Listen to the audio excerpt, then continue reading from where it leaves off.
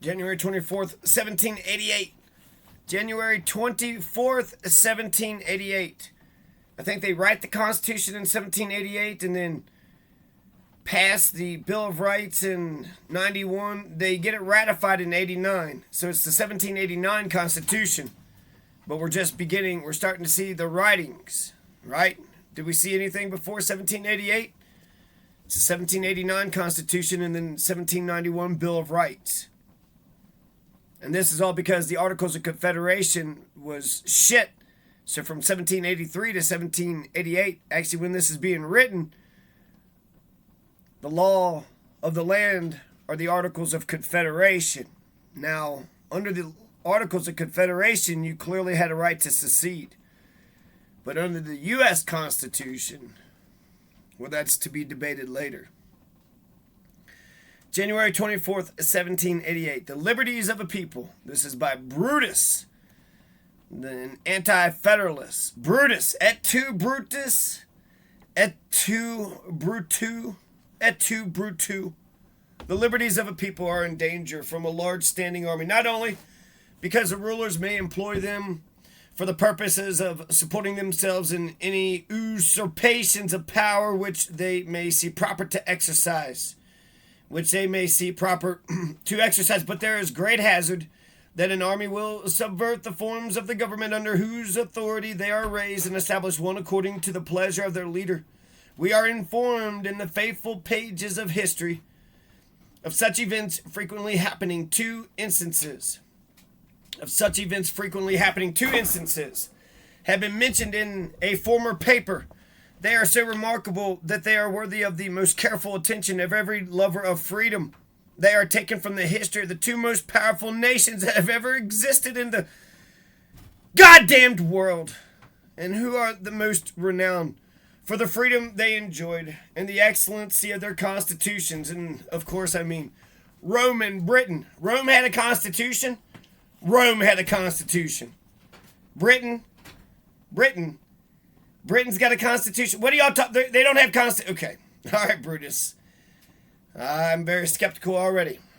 Where are you going with this? Goodness gracious. Only 18 more pages left. Okay. Rome and Britain. In the first, the liberties of the Commonwealth was destroyed and the Constitution overturned by an army led by Julius Caesar, who was appointed to the command by the constitutional authority of that Commonwealth, i.e. a republic. A republic is a commonwealth, and a commonwealth is a republic, and a republic is democracy. You can't have a republic if you don't have elections. What the hell are you talking about? He changed it from a free republic, whose fame had sounded and is still celebrated by all the world, into that of the most absolute despotism. You know, I feel like Rome could have just been imperialist, for 10 years and then scale it back. So the republic just is expanding. The republic is growing. But if you maintain an empire just without end, just on and on and on, my friend, it's just an oppressive military force. And how does that not oppress you? How does that not bankrupt you? How's that good for you to oppress the people of Botswana? In the first, the liberties of the Commonwealth was destroyed and the Constitution overturned by an army led by Julius Caesar. Okay, so there you go. They had a constitution and Julius Caesar overturned it. That is usually the date 44 BC or Augustus. When it goes from the Republic, Julius Caesar, when it goes from the Republic to an empire. The Constitution overturned. Commonwealth destroyed by an army led by Julius Caesar, who was appointed to the command by the constitutional authority of that Commonwealth. He changed it from a free republic whose fame had sounded and is still celebrated by all the world into that of the most absolute despotism. A standing army effected this change. A standing army, a goddamn standing army. You paid for all them uniforms and those guns and those bullets. You think that army is just going to stand around? They're going to go do something. A standing army effected this change, and a standing army supported it through a succession of ages, which are marked in the annals of history with the most horrid cruelties, bloodshed, and carnage, the most devilish, beastly, and unnatural vices that ever punished or disgraced human nature, the same army that in Britain vindicated the liberties of that people from the encroachments and despotism of a tyrant king, assisted Cromwell, their general, in wresting from the people that liberty they had so dearly earned. Cromwell, Oliver Cromwell. You may be told these instances, the Puritan, the great liberator, Oliver Cromwell. You may be told these instances will not apply to our case, but those who would persuade you to believe this either mean to deceive you or have not themselves considered the subject. I firmly believe no country in the world had ever a more patriotic army than the one which so ably served this country in the late war, but had the general who commanded them been possessed of the spirit of a Julius Caesar or of a Oliver Cromwell, the liberties of this country had in all probability terminated with the war, or had they been maintained, might have cost more blood and treasure than was expended in the conflict with Great Britain. When an anonymous writer addressed the officers of the army at the close of the war, advising them not to part with their arms until justice was done them, the effect it had is well known. It affected them like an electric shock, he wrote, like Caesar, and had the commander-in-chief and a few more officers of rank countenanced the measure. The desperate resolution had been taken to refuse to disband. What the consequences of such a determination would have been, only heaven only knows. Only heaven knows. The army were in the full vigor of health and spirits, in the habit of discipline, and possessed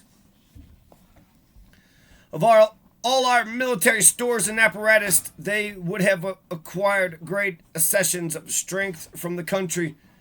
Those who were disgusted at our republican forms of government, for such there then were of high rank among us, would have lent them all their aid. We should in all probability have seen a constitution and laws dictated to us at the head of an army, and at the point of a bayonet, and the liberties for which we had so severely struggled snatched from us in a moment. It remains a secret yet to be revealed whether this measure was not suggested or at least countenanced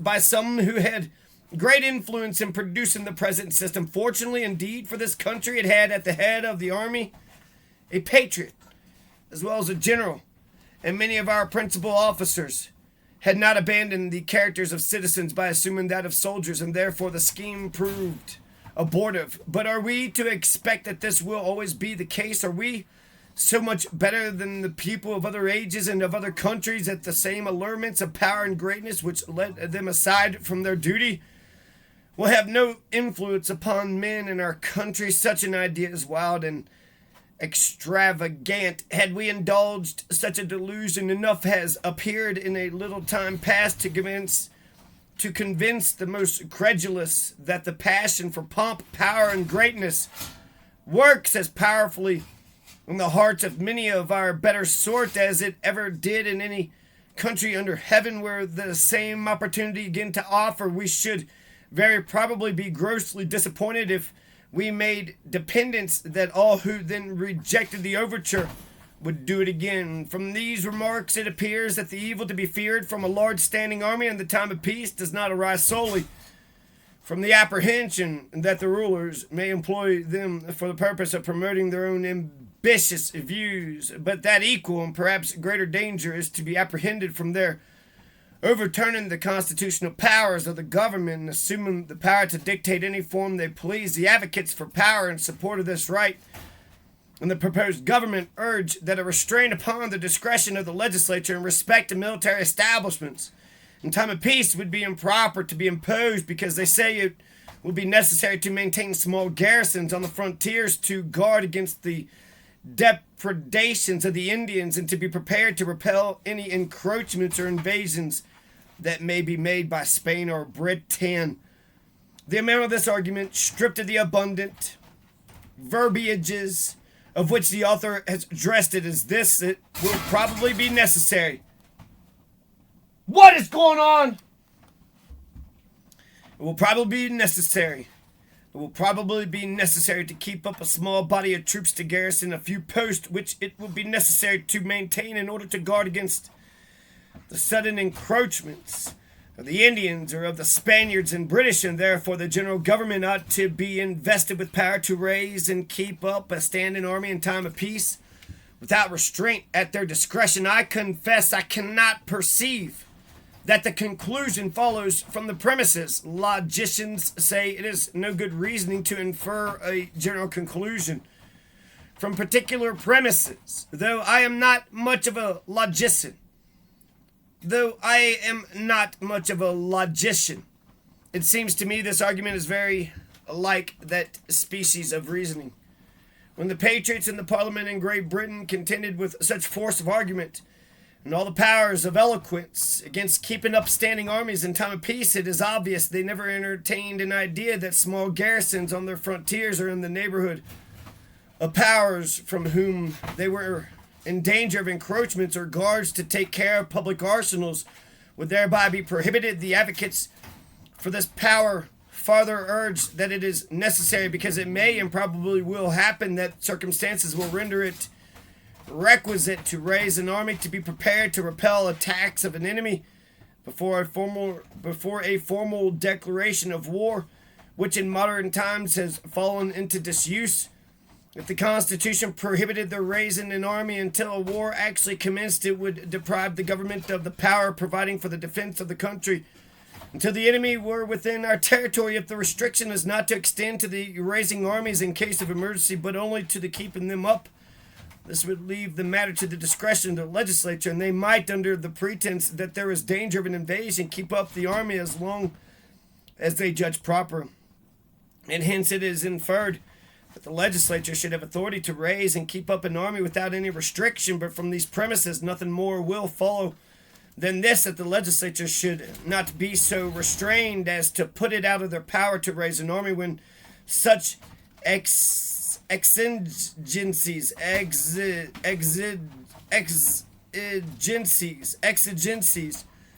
or all instanced shall arise. But it does not thence follow that the government should be empowered to raise and maintain standing armies at their discretion as well in peace as in war.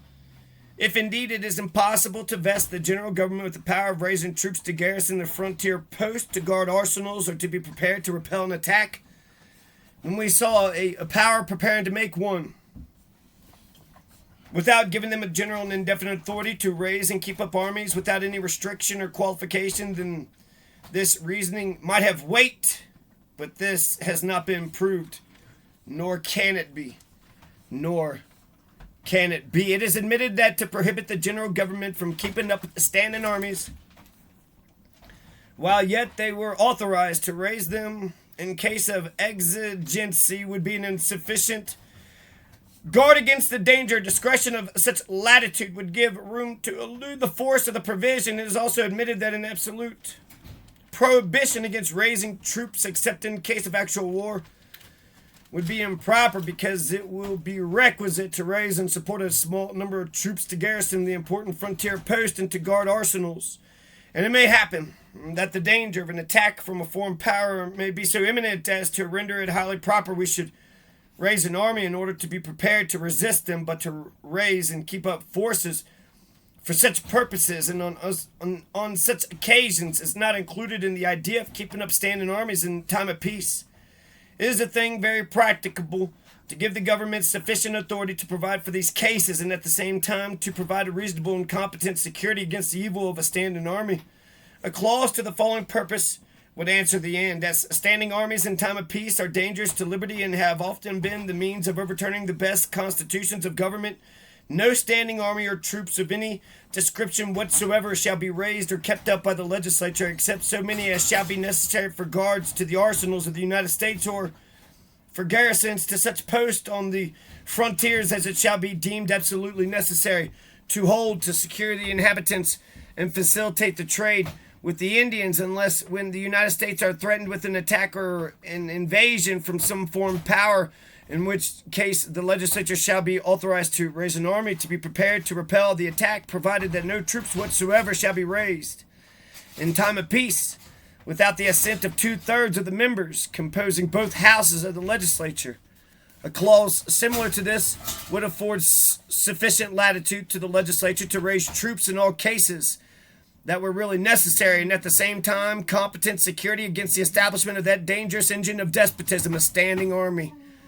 The same writer who advances the arguments I have noticed makes a number of other observations with a view to prove that the power to raise and keep armies ought to be discretionary in the general legislature. Some of them are curious. He instances the raising of troops in Massachusetts and Pennsylvania to show the necessity of keeping a standing army in time of peace. The least reflection must convince every candid mind that both these cases are totally foreign to his purpose. Massachusetts raised a body of troops for 6 months, at the expiration of which they were to disband. Of course, this looks very little like a standing army. But besides, was that Commonwealth in a state of peace at that time, so far from it that they were in the most violent commotions and contents, and their legislature had formally declared that an unnatural rebellion existed within the state? The situation of Pennsylvania was similar. A number of armed men had levied war against the authority of the state and openly avowed their intention of withdrawing their allegiance from it. To what purpose? Examples are brought of states raising troops for short periods in times of war or insurrections. On a question concerning the propriety of keeping up standing armies in times of peace, the public must judge. It is farther said that no danger can arise from this power being lodged in the hands of the general government, because the legislatures will be a check upon them to prevent their abusing it. This is offered as what force there is in it will hereafter receive a more particular examination. At present, I shall only remark that it is difficult to conceive how the state legislatures can, in any case, hold a check over the general legislature in a constitutional way. The latter has, in every instance to which their powers extend, complete control over the former. The state legislatures can, in no case, by law, resolution, or otherwise of right, prevent or impede the general government from enacting any law or executing it, which this Constitution authorizes them to enact or execute. If then the state legislatures check the general legislatures, it must be by exciting the people to resist constitutional laws. In this way, every individual or every body of men may check any government in proportion to the influence they may have over the body of the people, but such kinds of checks as these, though they sometimes correct the abuses of government, oftener destroy all government. It is further said that no danger is to be apprehended from the exercise of this power, because it is lodged in the hands of the representatives of the people. If they abuse it, it is in the power of the people to remove them and choose others who will pursue their interests. Not to repeat what has been said before, that it is unwise in any people to authorize their rulers to do what, if done, would prove injurious. I have in some former numbers shown that the representation in the proposed government will be a mere shadow without the substance. I am so confident that I am well founded in this opinion that I am persuaded, if it was to be adopted or rejected upon a fair discussion of its merits, without taking into contemplation circumstances extraneous to it as reasons for its adoption, 19/20ths of the sensible men in the Union would reject it on this account alone, unless its powers were confined to much fewer objects than it embraces. Unless its powers were confined to much fewer objects than it embraces. Et tu, Brutus, January 24th, 1788. January 31, 1788. It's about the judicial power. Oh, man. I am excited.